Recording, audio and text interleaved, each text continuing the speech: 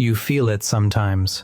Not a sharp pain, not even something you can point to, just a small disturbance, somewhere inside the day. An unsettled breath, a sense that something is not missing from the world outside you, but from the way your mind is sitting inside it. Maybe it is stress, maybe it is the weight of too many repeated mornings. Maybe you cannot name it at all. So you pause for a second. You take a deeper breath than usual, and for one brief moment, something loosens. Your body seems to remember a quieter rhythm, but only for a second. Then everything returns. Messages, tasks, noise, hunger, deadlines. That familiar feeling of being carried forward before you have even settled into yourself. And like most people, you begin to bargain with life. Maybe I just need to finish this one thing. Maybe once this project is over, I'll feel lighter. Maybe after this week, maybe after this month, maybe after I reach that point I've been chasing. It sounds reasonable. Almost every life is built on that sentence. Peace is somewhere ahead. Rest is something waiting at the end. You just have to earn it first. But the strange thing is, the end keeps moving. You reach one point, and another appears. You solve one problem, and the mind quickly finds the next unfinished corner. You imagine peace as something that will arrive after enough effort, but effort has a way of multiplying its own reasons. The finish line rarely stays where you first saw it, and somewhere in that process, peace of mind begins to look like a reward, something reserved for later, for after the climb, for after the struggle, for after you've proved yourself worthy of it. But maybe that is where the mistake begins. Imagine climbing a mountain. It is steep, your legs ache, your breath gets shorter as you rise. The summit becomes the only thing you can think about. Every stone in the path feels like an insult. Every pause feels like weakness. Every delay feels personal. And then finally, after all that effort, you reach the top. But by then, you are too tense to feel the view, too exhausted to notice where you are. Your body has arrived, but your mind is still climbing. Now imagine the same mountain again, the same cold air, the same slope, the same weight pressing down through your shoulders. But this time, you are not treating the mountain like a verdict on your life. You are still climbing, moving, still carrying effort. Only now, each step belongs to the step itself. You are not dragging tomorrow into every breath. You are not handing all meaning over to the summit. The mountain has not changed. The climb has not changed. Only the way you are inside it has changed. That difference matters more than it first appears, because peace of mind is often misunderstood. Sometimes we imagine it as comfort, as if peace means a life with no friction, no uncertainty, no difficulty. Sometimes we imagine it as withdrawal, as if peace belongs only to people who stop wanting, stop trying, stop entering the world fully. And very often, we imagine it as something postponed, something we will finally receive once enough things go right. But peace does not seem to work that way. It is not a prize waiting at the end of struggle. It is not the removal of every burden. It is not the silence of life. It is something quieter than that, something closer, more like the way you move through difficulty than the disappearance of difficulty itself. It lives in the middle of things, in the breath you take before reacting, in the moment you do not turn a delay into a personal collapse, in the strange ability to keep walking without handing your entire worth to where the path ends. And even if your thoughts forget this, your body has not fully forgotten. Because the body remembers things, the mind keeps interrupting. It remembers how to soften, how to settle, how to come down from the edge once danger has passed, how to rest without having to justify rest. Inside you, there are rhythms far older than your plans. One prepares you for threat. It sharpens your senses, tightens the muscles, raises the pulse, narrows attention. Another does almost the opposite. It slows things down. It makes repair possible. It opens room for digestion, for recovery, for calm, for connection. These are not just moods passing through you. They are older systems, ancient instructions written into a living body that had to survive long before language ever explained what survival meant.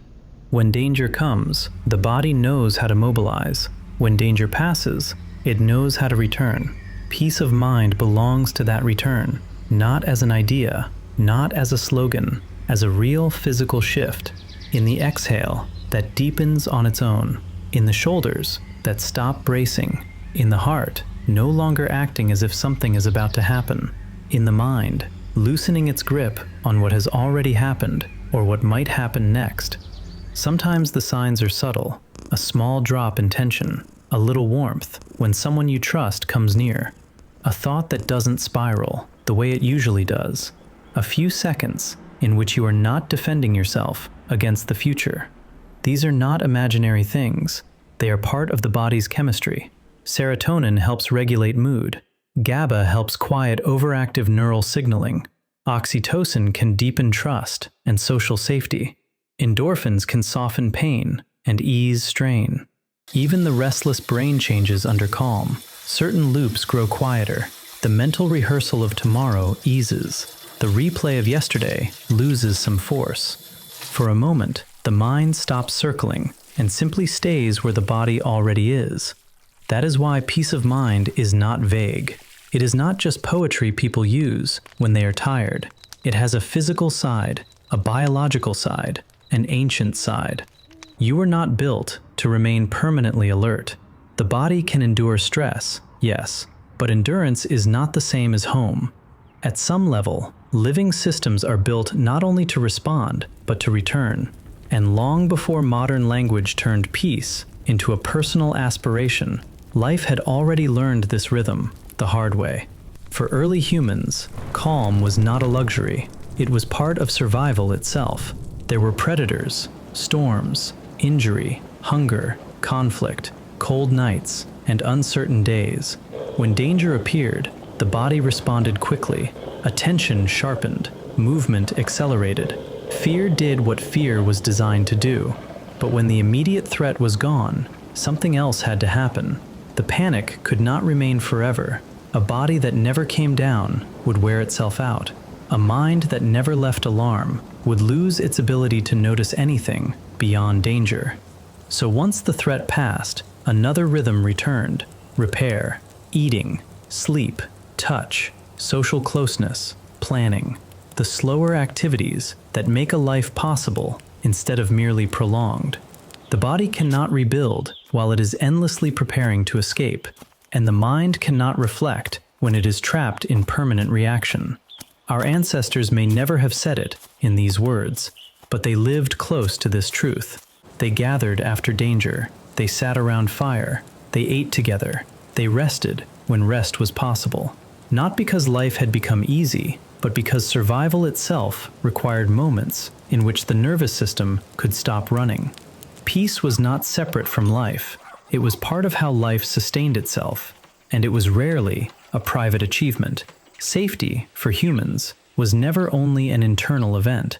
It was shared, held between people, in the presence of others, in the sound of familiar voices, in food divided instead of hoarded, in knowing you did not have to keep watch alone every second of the night. That matters, because even now, peace of mind is often spoken of as though it is a solitary project, as though you must build it entirely by yourself inside a sealed interior world. But that is not how humans were shaped. A great deal of calm enters us through relationship, through trust, through the felt sense that the burden is not only ours to hold, and perhaps that is easiest to understand at the very beginning of life. You did not enter this world ready. You entered it unfinished. You could not walk, could not feed yourself, could not protect yourself, could barely control your own movements. Human infancy is unusually long, longer than in most other species, because the brain keeps developing after birth in ways that require time, care, and protection. Evolution made room for extraordinary flexibility, but the cost was vulnerability. So for years, survival meant being carried, held, watched, fed, soothed. And while all that was happening, something else was being built quietly inside you. Not just muscles, not just memory, a nervous system learning what safety feels like. Learning it through tone of voice, through touch, through predictable care, through the simple, repeated experience of distress being met instead of ignored. If that happened often enough, your body learned something before you had words for it, that rest is possible, that the world does not always arrive as threat, that another person can help bring you back from fear. This is one of the earliest roots of peace of mind. Not in philosophy, not in productivity systems, not in the stories adults tell themselves later, but in the basic experience of being held safely enough for the body to settle. And if that was missing, or unstable, or broken too often, the consequences can last. Peace may feel unfamiliar, not impossible, but unfamiliar. Like hearing a language you partly recognize but do not naturally speak. That does not mean it is gone, only that the path back to it may be less direct, because the nervous system keeps learning, even later, even after damage, even after years of adaptation built around vigilance. Some part of you still knows what calm is trying to say, even if it hears it faintly. Then life moves forward, and another layer begins to form over all this. Not just personal struggle, but the structure of the world you are trying to live inside. You were never really meant to carry this much without pause. The modern day has a way of filling every gap before you notice the gap existed. 12-hour workdays, endless notifications, screens competing for the same attention your body once used to monitor weather, movement, sound, and danger. A life in which the mind is asked to stay available almost all the time. We tell ourselves it is temporary, just this week, just this deadline, just this stretch of difficulty. But often, it is not temporary. It is a pattern that becomes atmosphere. It stops feeling like an interruption and starts feeling like reality itself. And then something strange happens. Exhaustion begins to look normal. Overextension starts being described as commitment. People wear depletion publicly, almost like proof that they matter. Not always because they want to, often because the structure around them rewards exactly that. Once, labor was still hard, often brutally hard, but it was embedded more visibly inside collective life. Tasks were shared because they had to be. Rest was not always respected, but dependence on others was obvious. Now many people live in systems where they are expected to function as if they are endlessly renewable, as if fatigue is a flaw in character, as if needing recovery is an inconvenience instead of biology. And over time, that begins to distort how peace itself is understood. Rest feels suspicious. Stillness feels unproductive. Slowing down begins to resemble falling behind. So the body sends signals, but the culture translates them poorly. Tension becomes ambition. Burnout becomes dedication. Chronic strain becomes adulthood. And then people wonder why peace of mind feels far away. Not because they are weak, not because they are incapable of calm, but because too much of modern life keeps interrupting the return. The human organism can withstand intensity. It can even grow through difficulty, but it was never meant to remain continuously stretched with no rhythm of release. That rhythm matters, not only for comfort, for thinking clearly, for relationships, for physical health, for the ability to remain human inside all the demands placed upon a life. And yet even in the middle of all this, the mind continues doing something else it has always done. It keeps chasing. You wake one morning wanting something specific. Maybe it is a meal, a place, a purchase, a message from someone, a successful day, a certain version of yourself. The mind builds a small promise around it. If this happens, today will feel right. If I get this, something inside me will settle. And sometimes you do get it. The meal tastes good. The work goes well. The number rises. The approval comes. The picture in your head briefly matches the world in front of you. And for a little while, there is satisfaction. Real satisfaction. Not fake, not meaningless, but it does not stay. By evening, another desire begins to take shape. Another unfinished thing. Another image of what would make life feel complete if only it happened next. This is not because wanting is a defect. Wanting is deeply human. The problem is not that desire exists. The problem begins when life becomes nothing but a chain of future permissions. I will feel okay after this. I will rest after that. I will finally be enough once this next condition is met. And so peace keeps being delayed, not by fate, but by the structure of the chase itself. You work for the raise. You get it. Then the new normal forms around it. You wait for the trip. You go. You return. The mind quickly resumes its search for the next point of relief. Even rest can become part of performance. The workout for a better image. The holiday for better proof. The silence only because it might make you more efficient later. Again, the issue is not that goals are bad. Goals matter. Effort matters. Desire matters. Human life would be thinner without them. But when every experience is pulled into the logic of pursuit, something gets lost. There is no room to feel complete in the middle of anything. No room to notice that some forms of enoughness only exist in pauses, not in accumulation. Maybe peace of mind has less to do with removing desire than with changing your relationship to it. You can want deeply without becoming ruled by wanting. You can move towards something without turning it into the judge of your existence. This is where awareness begins to matter. Animals also chase. They hunt when hungry. They flee when threatened. They sleep when tired. Their rhythms rise and fall with need. You are built from those same ancient patterns. You hunger. You seek. You avoid pain. You move toward what seems necessary or rewarding. But there is another layer in you. You can notice the movement while it is happening. You can watch your own mind reach forward. You can feel the pull of the next thing and still ask whether it deserves that much power. That capacity changes everything, because awareness by itself is not peace. Simply seeing the wheel turn is not enough if you remain trapped inside its motion. You can know your patterns and still be dragged by them. You can understand your stress and still live at its mercy. Peace begins when awareness and some degree of choice begin to meet. When you can feel hunger without worshiping it. When you can pursue a goal without fusing your worth to its outcome. When you can remain in effort without becoming consumed by effort.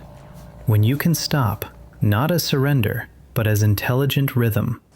This is not passivity. It is not withdrawal from life. It is not some soft rejection of ambition. It is something harder, and maybe more mature than that. To stay engaged without being devoured. To keep moving without turning movement into panic. To let desire speak without allowing it to rule the entire house. The world will continue offering new summits. There will always be another unfinished edge, another measure, another comparison, another reason to hurry. Peace of mind does not require the world to stop generating these things. It requires that you no longer hand over your whole inner climate to every one of them. That may be the real difference. Not that humans think more than other animals. Not that humans build more, invent more, or desire more, but that humans can pause inside desire, can notice the chase while chasing, can choose, at least sometimes, the pace at which they will carry themselves through it. And maybe that is where peace becomes possible. Not after life, not outside difficulty, not at the summit alone, but here, in the middle of the climb. The mountain is still there. The path is still steep. The air is still cold. Your goals have not disappeared. Your needs have not disappeared. Your responsibilities have not disappeared. You still climb. But something in the climber has changed. You no longer expect the summit to explain your existence. You no longer treat every pause as failure. You no longer assume that strain is the only honest proof of effort. You know how to breathe while moving. You know that rest does not have to be earned through collapse. You know that being fully alive and being at peace are not opposites. So maybe peace of mind is not the end of the chase. Maybe it is the way you carry yourself through it. The breath that does not panic just because the road is long. The step that is still a step, not a referendum on your worth. The moment in which desire is present but not in command. You still move forward. You still reach. You still climb. But now, you climb like someone who remembers that the sky was never waiting only at the top. It was around you the whole time. In the air, you kept breathing. In the pauses, you almost ignored. In the quiet rhythm that never fully left you, even when the world kept asking you to forget it.